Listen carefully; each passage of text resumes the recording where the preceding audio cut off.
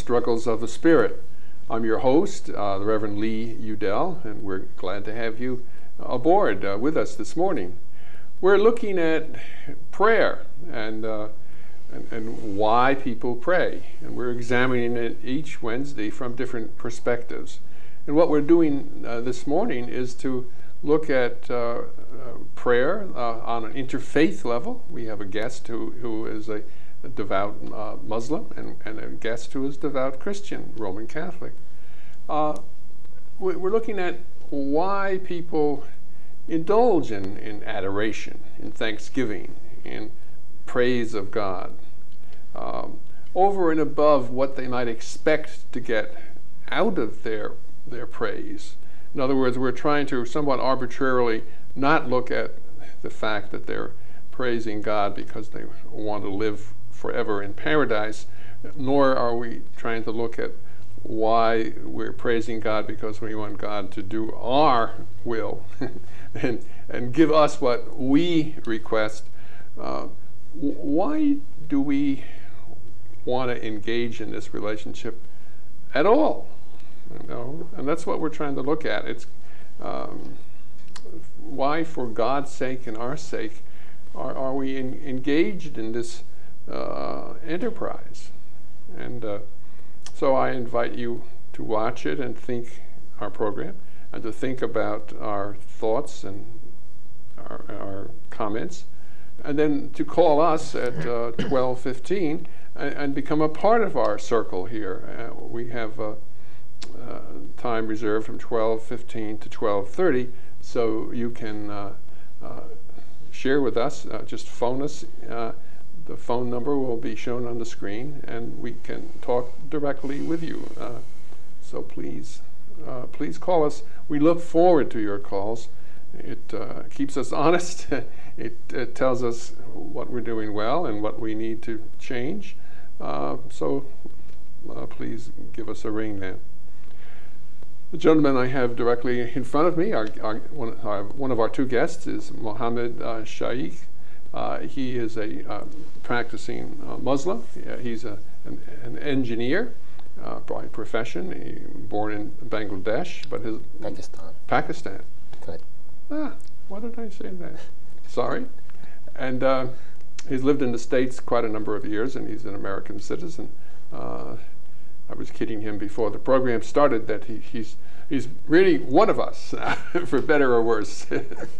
And so we're glad to have him here talking about this whole subject from the point of view of Islam. The gentleman on my right is Bob Thiefels, and he is a practicing devout Roman Catholic, a lay person. He's not ordained. He's been trained at St. Michael's College and has a master's degree in some of sacred studies, and so he's informed about his faith and consented to talk about the subject today with us. So, who would like to begin their contributions? Go ahead, Bob. I think I could start by, we're talking about our relationship to God through worship and adoration, and not so much what we can get out of it, but why we do it. Yeah, I guess if that's a major thrust, then I guess you ought to say it, even though I said we're not looking at that. We have to be honest. Okay. We have to be honest. I like to start by defining terms. Okay. And I guess I would like to start by saying, looking at adoration. Mm-hmm. What is adoration? And the way I see that is it's a discipline whereby we recognize a truth. And that truth is that we didn't create ourselves and that we're not in control of the universe. That there is a center that exists in which we, as St. Paul says, we live, move, and have our being. So that we're really talking about spirituality, and adoration is the key to spirituality in that there is a center of our existence. It's not us. Mm-hmm.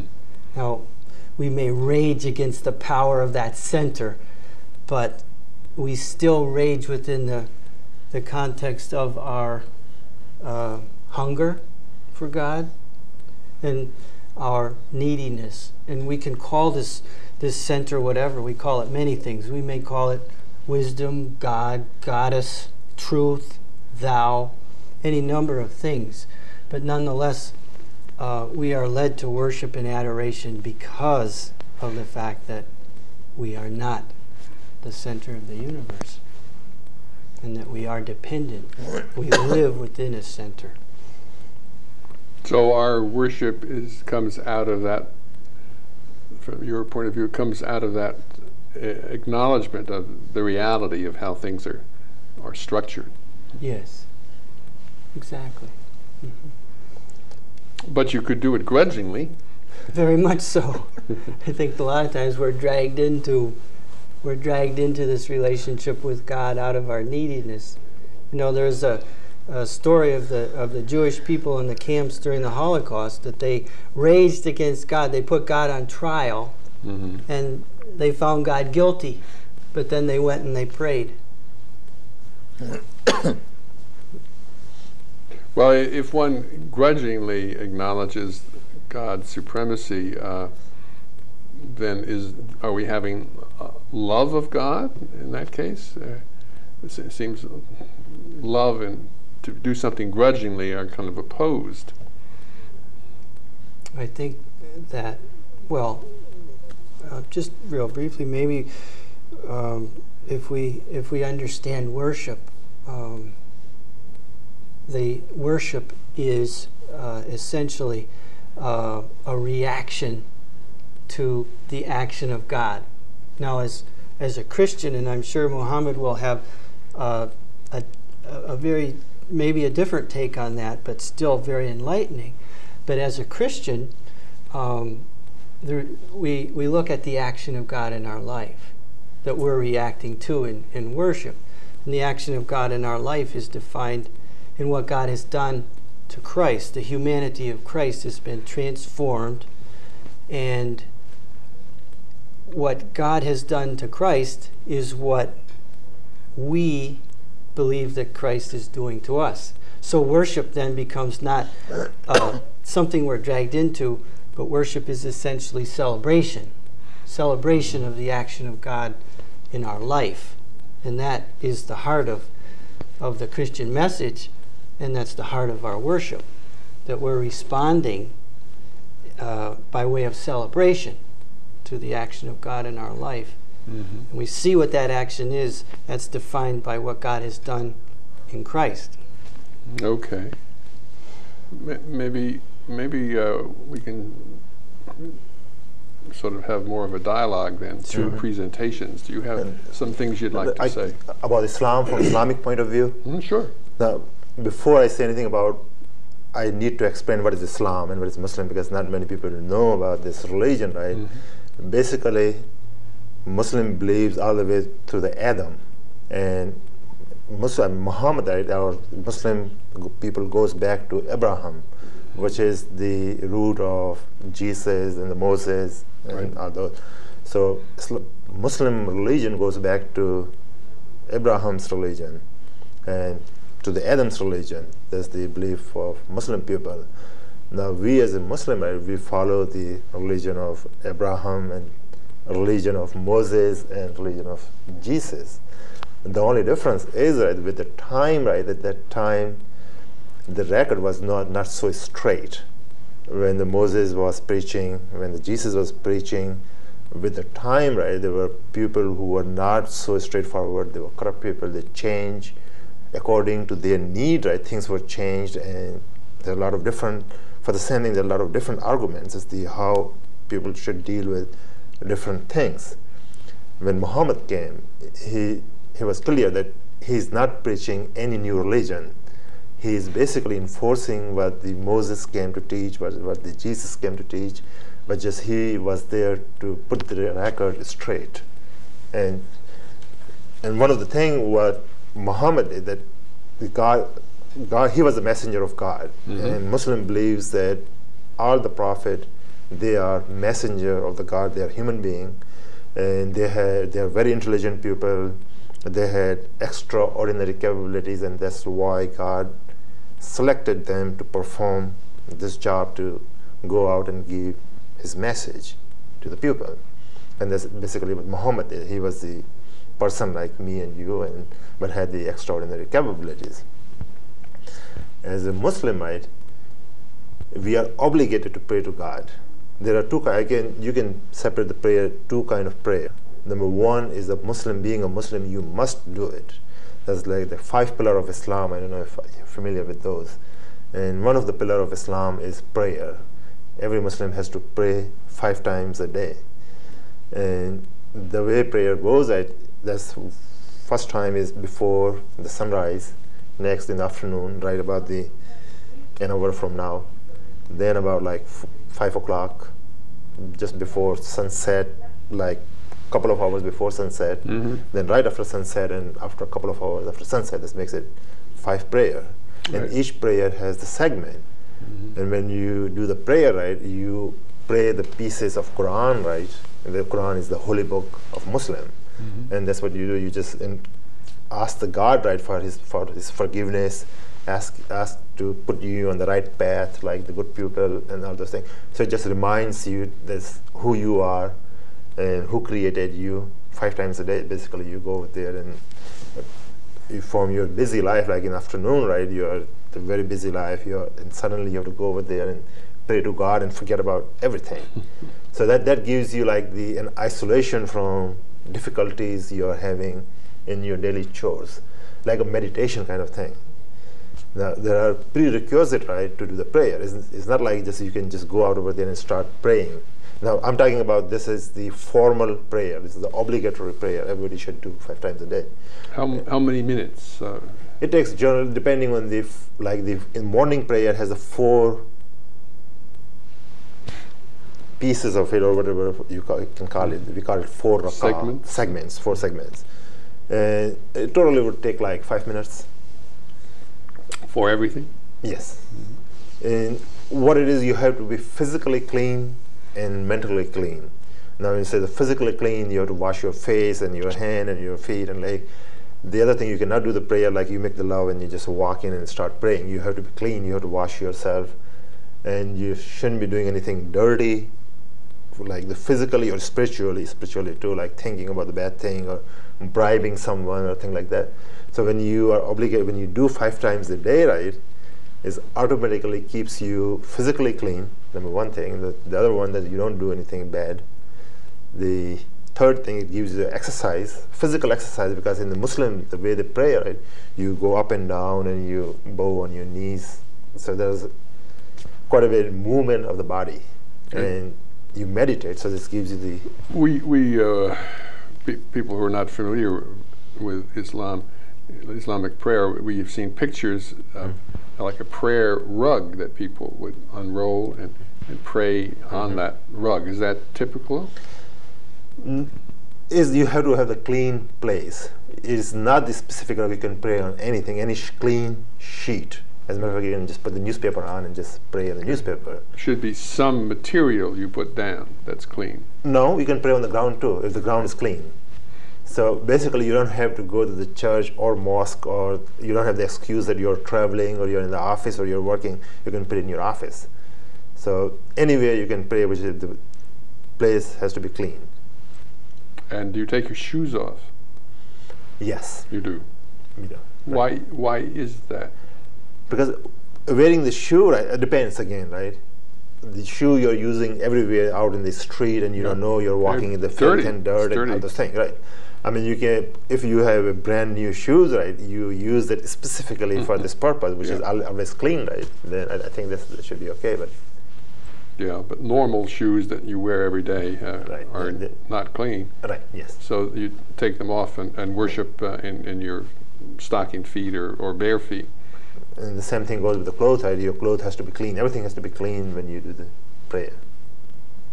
What strikes me about the obligatory prayer is that 5 times a day you're taking yourself apart in a sense and becoming related again to the sacred It's almost like you're being put in touch with the sacred at almost every moment of the day. You're being reminded that everything is sacred. Right. Yeah. And that out of that sacredness comes the prayer and the relationship to God. Right. Yeah.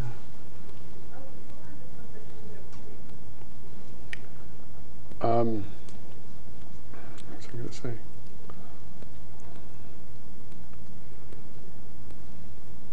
This is obligatory prayer we're talking about. Right.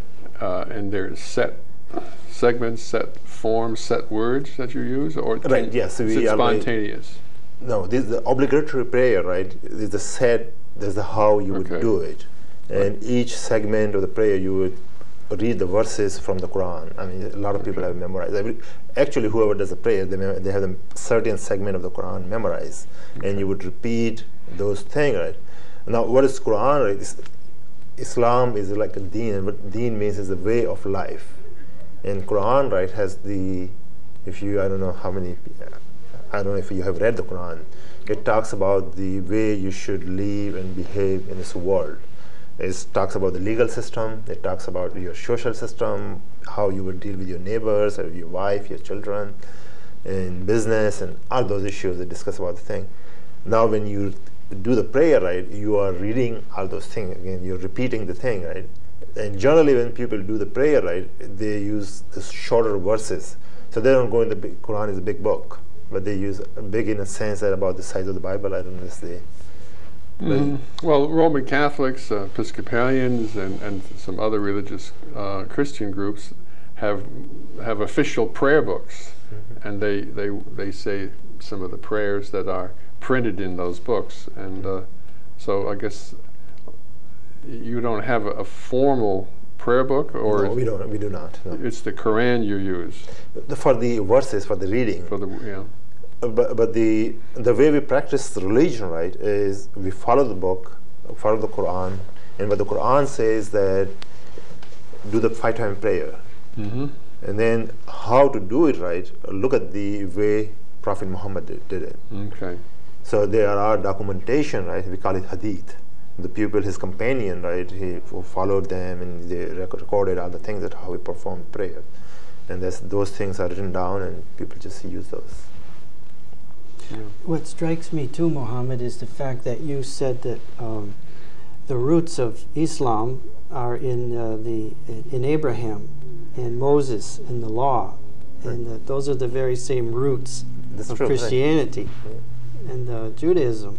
I mean, it's I can see right there that we have a real basis for dialogue. About our images of God, about our faith, our spirituality. We're rooted in the very same traditions. That's true, right? Yes. I think a lot of people don't realize that. Yeah. You know, they think that somehow Islam, is completely foreign to their experience. We're very violent. The images that we get from the media are that Islam is a very violent religion, and they're always engaging in holy wars and terrorism. So the images that I think the normal American person has is that Islam is a very violent religion. Yeah, actually, I was watching a documentary that was put out by Christian Monitor, and they talk about Islam, right, and said this total population, Muslim population is about like 1 billion people right now, and I think about like 20% lives in the Middle Eastern country. The rest of the 80% lives in the rest of the world. So Islam is the point they were making, right, is Islam is not the Middle Eastern country. Islam is all over the world, and only 20% of the Muslim people live in that part of the world. So don't mix up with what goes on over there, right, versus with Islam. Now again, right, there is a war like anywhere else, right? They are fighting their own wars for freedom or whatever.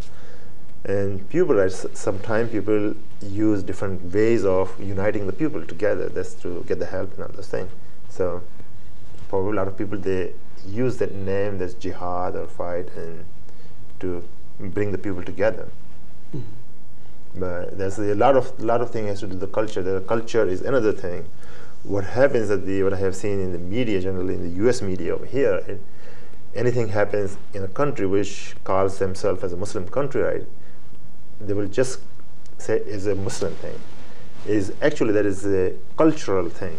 You have to separate culture from the religion.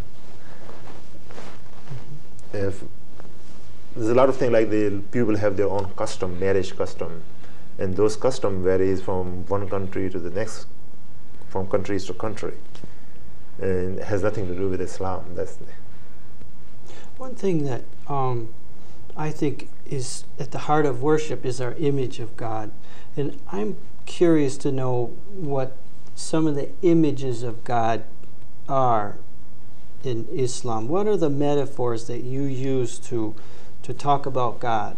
That you would use in prayer, you mean?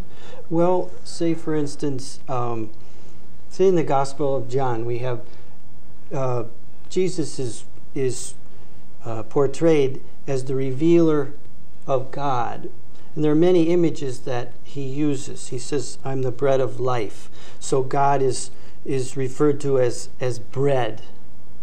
I am living water. So God is referred to as living water. So these are very nourishing images that we have of God as Christians. And so I'm curious to know, what are some of the images that Islam has of God? How do you describe God in Islam? How do you talk about God? Now, from my knowledge, whichever, like I didn't go any Islamic school, right? Whatever I know about Islam, right, is living in the country, which is Muslim country, and growing up in a Muslim family, and reading the books and so forth. What my understanding about the God is, right, there's a power which is present everywhere. It's present in our body. It's closer than our heart. So whatever we do, whatever action we do, right, we try to hide from other people, right? But there's one thing we can never hide from, is the God, because He's closest to you, right? That's what the Islamic image of the God is. That He's everywhere. Basically, it's part of your own body. And I don't know how the Christianity, but the soul, right, is when Adam was created, there was a part of God, right? The soul was injected, and there was a holy thing. And this, all of us have what the Islamic way is that God gave us the limited will. So we have a power of thinking and common understanding, right, what is good, what is bad, right? And you can go ahead and do it. Nobody's going to stop it. If you decide to go out and start killing the people, right, nobody's going to stop you, because you are given that power by the God. But there's in a limited form, right? If you exceed according to the Quran, right, that power is limited. If you exceed, there are certain boundaries to those powers. If you go beyond those boundaries, right, then God will take care of you right in this world. Otherwise, everybody has to wait for the final day when they will die. And I think what I'm responding to there is the idea that God will take care of you in the sense of judge you or punish you. Right.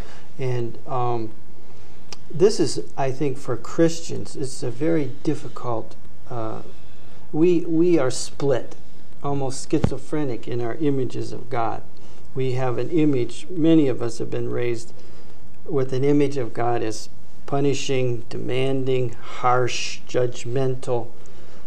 And we look at the scriptures and we see the opposite of that. We see God as wanting to be wedded to us. God is coming to us. God is the giver of bread, of living water. And we see images of God as nourishing. There's a story that a scripture scholar, C.H. Dodd, once said, and maybe you can respond to this too in terms of images of God. But we stand before God. It's judgment time, say. And the person comes up and God says, well,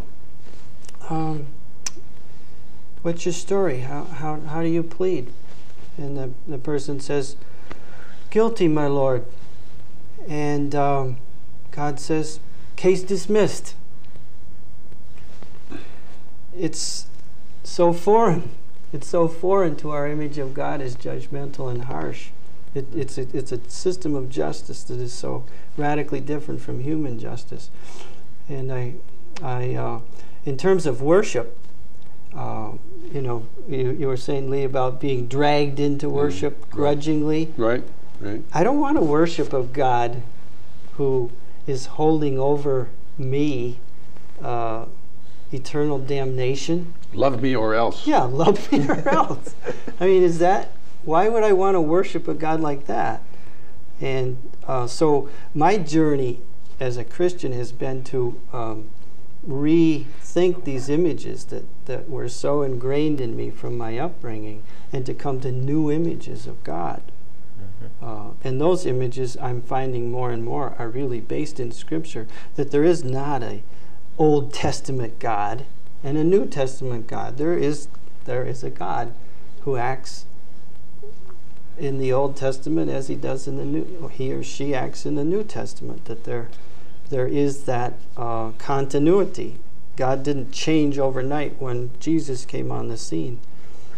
So there are some people who would like to explain the Hebrew Scriptures from the New Testament by saying it was a younger, immature God who was the God of the Hebrews, and then when it came up to the time of Jesus, he became much more mature, and so he had a different message than the kind of naive, legalistic message he had for the Hebrews.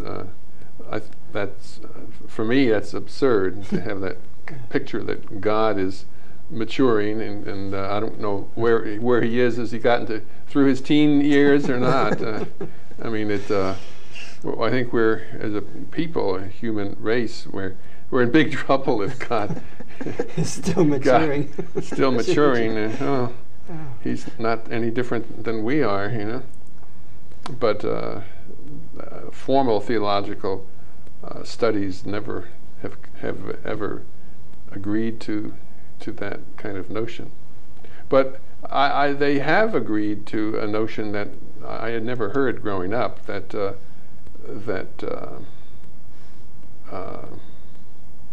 God hurts when he sees our hurt, that God feels our anguish, like he doesn't just sit dispassionately on an ivory throne in heaven, not caring what happens to us, but he really cares about us. So much that you might say he loses sleep over us. So it brings up an interesting question: is that the way God's nature is, that he loses sleep over us, or is he completely without feeling about that? Yeah, I think you can compare the thing with your own family, right? There's the people with a big family, they have 11 children or 12 children or 20 children. There'll be always a distribution. Some of them really very nice children, they obey their parents and do all the good things. And there will be some of them, they follow the wrong path. Mm-hmm. And we see every day, right, still their parents, they love them. Yeah. And if we are creator of the God, if we are the creation of the God, right, it doesn't matter really this if we are following him or not, still he loves us because we are his creation. Yeah. And as a Muslim belief, right, is that you do whatever you have been told by God, and that's our book, right? Don't worry about other people. Don't tell him, right, if he's doing something wrong, right, just give him the message and your job is done. Don't tell him that you're going to go to the hell because you're doing that thing, because you don't know the thing. The ultimate decision is made by God. And you don't know what the other person does, right, when you are not watching the person. Maybe he or she is doing so many good deeds, right, that person is better than you are. So you don't have any right to tell anyone. That's the the person going to go to the hell or heaven or whatever. So just do your things. If you see somebody is not doing it right, just tell the God's message, and just your job is done. And basically that was the message given by Prophet Muhammad too, that his job is to deliver the God's message. Once you deliver the message, that's it. Then it's up to the pupil to follow it. Mm-hmm. Jesus himself says, no one sits in the judgment seat but God. And for us to take on the judgment seat and try to sit in it and sit in judgment on our brothers and sisters is wrong. What else do you want to say about the human desire to want to love God, worship God? What do you want to say any more about where it comes from, why we have that? I mean, every culture, I think, in the world, primitive or sophisticated, has a religion. Mm-hmm. Is that because we are insecure and we're looking for a father figure who's will be loving and a lot more of a reliable father or mother figure than our own parents? Or is it that there's something within us that is looking for God, seeking God, feeling that we're incomplete unless we are in relationship with God? Want to comment about that? I'll try that. I think that, like, get back to spirituality. Mm-hmm. And one of the key aspects of spirituality, I think, is an examined life. Mm-hmm. And we look at our lives. We're really looking at our experience, and we're holding up our experience to what's out there, to our tradition, to the way we've been raised or whatever, and we question that. But what is central, I think, to every human being's experience is that we open out to the infinite. That when we know something, there's always more to know. And we find that out, and there's more. It never ends. When we love, we want more, fullness of love. When we want to give love, we want to give the fullness. And we're always coming up,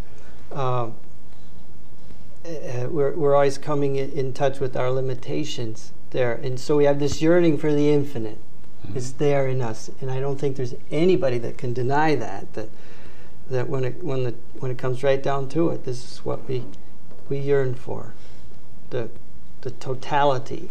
So where do we find that? And so that we posit like the image or the idea of, say, this source mm-hmm. of the infinite. So we kind of open out to the infinite, and that then becomes our yearning, which is expressed in worship. Mm-hmm. When we get back to that notion of adoration, that the truth behind adoration is that we're not the center of our own existence, and that we're not in control of the universe. And if we're not, who is? So, just by our nature as human beings, we open to the infinite, and therefore we're prime candidates for worship and adoration and spirituality, and not positioning ourselves as the center of the universe, which is really an illusion. Yeah. And this isn't anything that God has done out of some kind of demonic plot. I mean, if we look at it, God cannot create another God. The only thing that God can create are creatures. Mm-hmm. So the very fact that we exist, we're creatures. We are not God. So we're primed for worship. Now, what we do with that is another thing. Now, in Christianity, the worship is obligatory. Everybody has to go to the church on Saturday and Sunday, or is a choice given to them? That's an interesting question. Bob, you want to handle that? Well, it used to be. Now, this is another very interesting thing. You know, we say we believe in God, but it ends right there, because we have to look at, well, what do we mean by God? Now, we get back to the images of God. to answer your question, it used to be, say, like in the Catholic Church, that you were obligated to go to Mass on Sunday under pain of what we call mortal sin. Now, mortal sin is the complete break in your relationship with God. Now, picture this. We're asked to go to church. We're commanded to go to church on Sunday. If we don't, then we commit a mortal sin. In other words, our relationship with God is totally severed, and we can be sent to hell. It's not a venial sin. It wasn't a venial sin in the past. No, it was mortal. Yes, this was a big one. On just one occasion? Yes. If you wanted to sleep in that morning? Right. The same thing with meat on Friday. You know, we ate meat on Friday. That was we were not allowed to eat meat on Friday. This was old. You know, this is no longer the case now. Okay. There may be some people who still say, yes, you're obligated to go to church on Sunday, but for the most part, it is a choice. It's a free choice. We're not dragged to worship on Sunday, and there is none of this sense anymore of this being a something that is so terrible that we would our relationship with God would be severed. I mean, what kind of a God are we worshiping? That's what we have to ask. We have to ask, this is blasphemous to think that there is a God there that is condemning people to hell. That's blasphemy. That is not. That is not my image of God. If they want to sleep in some Sunday. Right. Yeah. I had thought it was a venial sin, which would be a less severe kind of sin, less damaging. But you're saying no, it was considered a mortal sin. Mortal. Yes. Well, what does the church say now about going? Is there any picking up more of your question, Mohammed? Is what?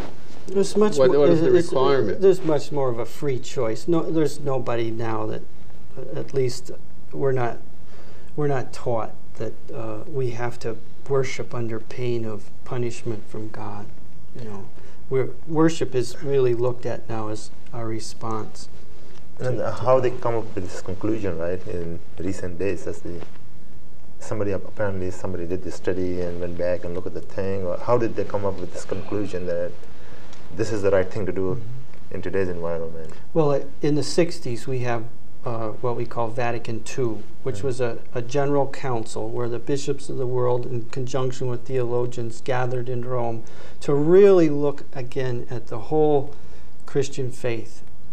And at that time, we, in a sense, emerged from a medieval mentality where we were, in a sense, in a defensive posture in relation to the world, and that the doors of the church were thrown open and the church was invited to begin to dialogue with the world. Pope John the 23rd yes. was the leader. And that happened like 30 years ago. And we're finding, in a sense, in the church now kind of a retrenchment of a lot of old thinking. A lot of people are very disturbed about that. And a lot of people find very much comfort in really strict guidelines and rules. It all depends. But as a layperson, I really was very much encouraged by Vatican II when the doors of the church were open. So now we can dialogue and learn about the Islam and Buddhism, and we can take what is valuable and which enhances our religion and our spirituality. We can take that from Islam and we can both grow. So there's much more of a freedom in the church, and our images of God have drastically changed from that harsh, punishing God to... But doesn't the Roman Church say it would be a good thing if you went to church? Oh, yes, it's encouraged. It's encouraged. Of course, but not required. No, it's not required. Now, there probably are going to be some people who will call up and say, well, it is required. Yes, but as far as I'm concerned, it's not required. Okay. But I want to go to church, even though so much of worship in the Catholic Church is not celebratory. It's basically kind of rote ritual, the meaning of which we don't understand. And if worship is a celebration of what God is doing in our life, why don't we make it that way? Why don't we dialogue, find out what our needs are, how we want to express our relationship to God in celebration? Mohammed, I think you have something you want to say. Yeah, in Islam, right, the things are a little bit different, right? That's once the foundation is laid down, right, you cannot make any changes to it. Like Quran, right, this says how many times you're going to pray and all those things, all the rules and all those things. Nobody has the right since then, for the last 1400 years, right, to sit down and make changes to it. Now, the only thing you can do is the interpretation of the verses in Quran, that how do you interpret the saying of the Quran.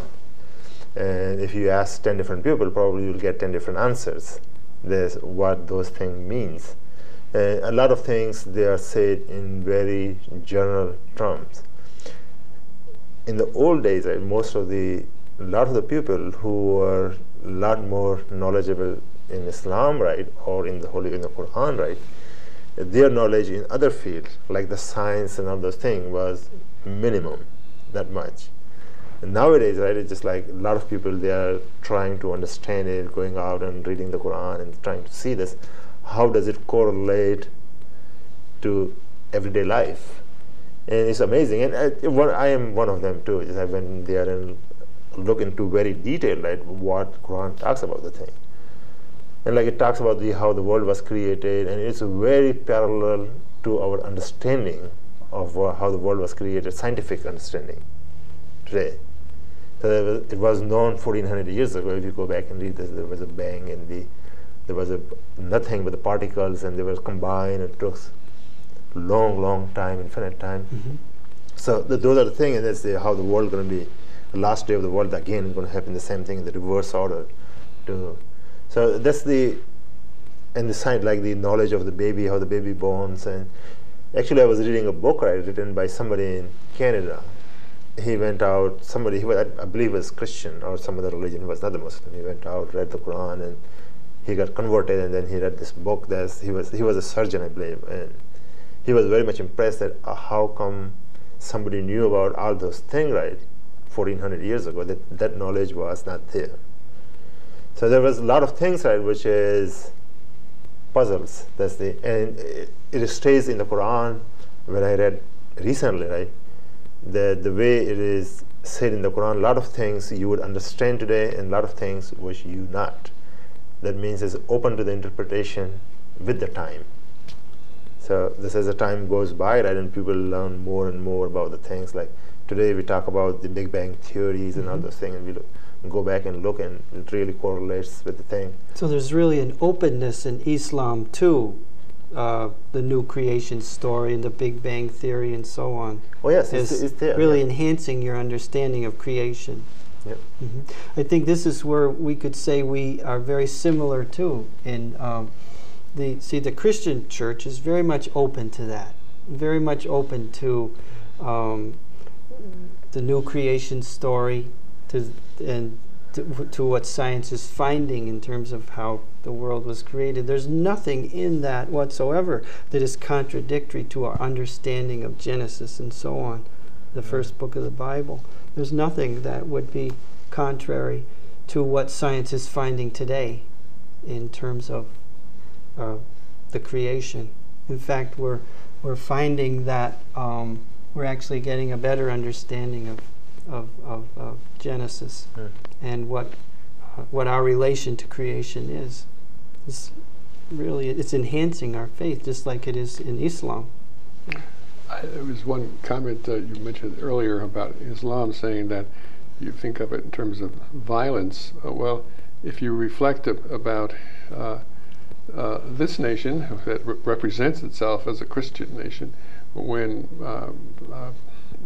President I lost his name now. He was the movie actor before. Reagan. When he was president, he wanted Star Wars. And we had a Cold War going on with the USSR. He seriously considered, exterminating via rockets and atomic bombs. millions and millions and millions of people, most of them innocent people, you know. And then of course there would be retaliation to America, so that there was serious discussion about that we might have eliminate most of human life and the life of many other creatures north of the equator, all the way around the world, because of our two nations being in this Cold War that might suddenly get hot. And we were willing to do that. Mm-hmm. We were willing to do that. That's pretty violent. Yes. I've never heard anyone in Islam suggest possibly doing something that could destroy most human life in half of the globe. But that's what we Christians were thinking of. You know? No, I don't think it has to do with the Christianity. It's the people, really. Nothing to do with the Christianity. I mean, they call themselves Christian, but they are not following the rules and regulation was laid out by the Bible, right? I don't think Bible says go out and start killing half the population. No. You know, that it's the individuals. Go ahead. There's another dimension to worship, too. Mm-hmm. And that we look in the prophet Amos, where Amos says, you know, speaking for God, I don't want your sacrifices. I don't want this. I don't want that. What I want is justice. Yep. So our worship is intricately linked to the doing of justice, and this is it. This is a scripture. Absolutely. So if we have separated our worship with the doing of justice in the world, then that's reflective of a deep split. Yeah, we're in trouble. We're in trouble.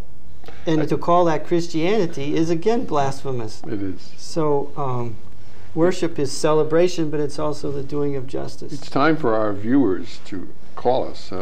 So please, we now open the mic to you. We will chat amongst ourselves until we hear that you're on the line, and then we will listen to what you have to say via speakerphone here in the studio.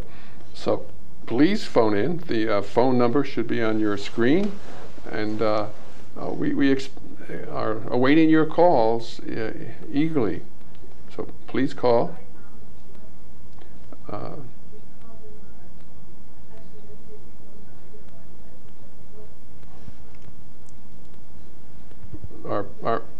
Our program is about prayer and about thanksgiving, about adoration today, and we have two guests, Mohammed Shaikh and Bob Thiefus, and I'm the host, Reverend Leland Udell. So we'd like to hear what you want to say. So please call us. I thought I heard someone phoning in, but not yet, I guess.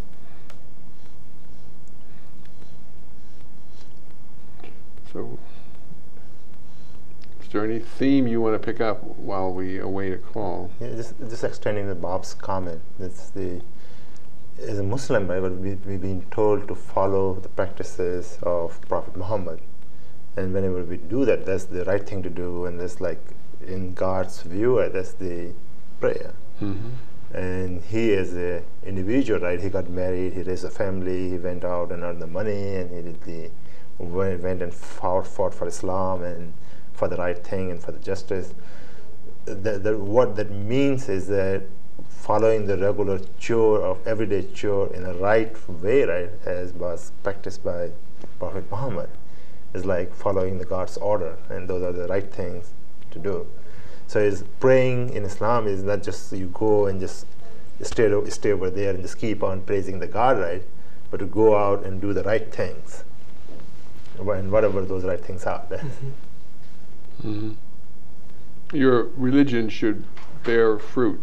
I think we have a phone call. So, Lori, please connect our caller, and we'd like to hear their thoughts. Hello? Hello. Welcome. This is Jean Turin again. Hi, Jean. Hi. Welcome. You know, I do have to make a comment, not so much about today, but about last week with Bill Cleary. Yes, Bill Cleary. You get me thinking, and I don't know what's in my own head anymore.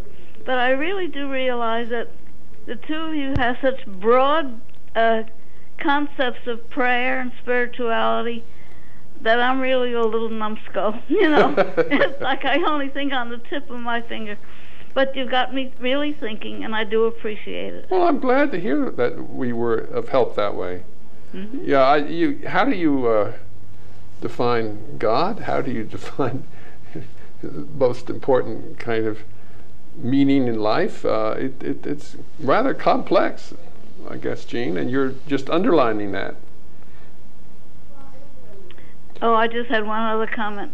Okay. I didn't mean to hang up early on you last week, but you know, my TV is upstairs in my room, and they expect us downstairs at the dinner table at 12:30. So I had to run off a couple of minutes before you finished. I understand. Good. Yeah, well, you have to live in a corporate situation. It's different than when you had your own home. Absolutely. Yeah, very different. Mm-hmm. Well, thank you for phoning us again, Jean. Thank you for your kind words. Bye-bye. Hopefully what we have said today will also help people think and examine where they're at. So thank you. Last week we talked about what are the parameters of prayer? What are we doing when we pray? And my guest said, if you create music, your music can be a form of prayer. You don't have to have words to go with it. It's your heart in that music that can be a form of prayer. And I think a lot of people think of prayer only in a formal sense. Now, I'm sure I'm putting you on the spot, Mohammed, but I'm sure a devout Muslim, besides praying 5 times a day in a formal sense, also would be apt to pray informally, privately, with their own words, wouldn't they? No, right, that's true. This is just I mentioned, right? That's the whatever act you do, right? Just act. That's like a prayer. So you would agree with what was said last week. You're playing music as a musician could be a form of prayer. What is the benefit to the God's creation? Like if we go out and teach to people something good, like go educate them. It could be math or science or whatever it is. Like you're furthering the understanding of the pupil. That's, to me, the prayer. Well, it also can be just glorifying God. You know? Right, but what is the... Like weeding the garden so the flowers can bloom. Now, what is the... if you look at the outcome, if the person sitting in the room, right, glorifying the God whole day, right, versus a person going out and struggling and trying to feed 10 hungry people, what will be the outcome as far as the outcome goes? Which one is better? To me, you're better off going out and feed 10 hungry people than sitting over here. And that is a prayer, and that's your obligation too, right? To feed people who are in need. Or well, we were juxtapositioning feeding hungry people over and against being a musician. We were we were just talking about playing some music. If we put, say, like prayer, if we equated prayer with work, it wouldn't necessarily be a formal prayer, our work, right, although it could be, but it's what we're doing in the world, and in that sense, our work is deeply connected to our spirituality, to a relationship with God. So I see prayer as a relatedness, and if I'm looking at something and I think of God, to me that's a prayer. It's calling me to prayer because it's calling me, it's reminding me of God. So I see that as prayer. And what you're saying about the work, or I'm thinking of this in terms of work, that we always ask the question, what is the benefit of our work to the next generation? Oh, that's a big question. Yeah, and so in a sense, that's prayer. We're looking at that in a prayerful way because we're related to the next generation, and in that sense, we're related to God, who is related to the next generation. And work and a job are two very different things. I think work is where we follow our joy, our passion, and that's prayer to me. We follow our talent, and if our talent is to be a musician, in a sense, that's maybe God speaking to us and saying, you have a gift to be a musician. This is the way you will give to the world. This is your work. So in a sense, that's a responding to God, and that's, to me, that's prayer. So. Yeah, and not only that, when you go out and work, you're going to earn money, you're going to raise a family. You're going to supporting your children, a wife, and hopefully you are giving to some needy people too, right? So everything just interlinks. Yes. A spirituality, we can say, a part of spirituality is to feed the hungry, clothe the naked, and so on, the works of mercy that we have in the church. Well, that may take the form of people raising children. We're feeding the hungry, our hungry children, we're clothing them. So just our day-to-day life in our families is living spirituality. It can be.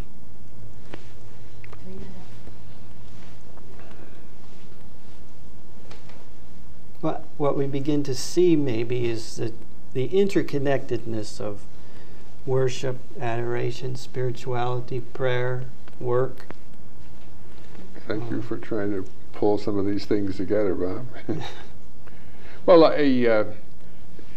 the New England church with a pointed spire is, I think, it's meant to point toward heaven, and to get people to be looking up to God, even though God doesn't exist, 1,000 or 2,000 feet up. We know that's not true, but we still think of God as being in the sky somehow, which isn't true. But it's still it's a poetic way. But in the Muslim world, you have spires on your minarets, I think. I do want to thank you for being here. I think our time is now up. So, Bob and Mohammed, it's been a pleasure to have you on our program, and we may get some comments about what you said next week, like we did today about last week. So, thank you. It's been good to have you, and I'd like to have you on again. Yeah, thanks a lot, Reverend. Thank you. I hope it was a good time for you. Thanks a lot. Yeah.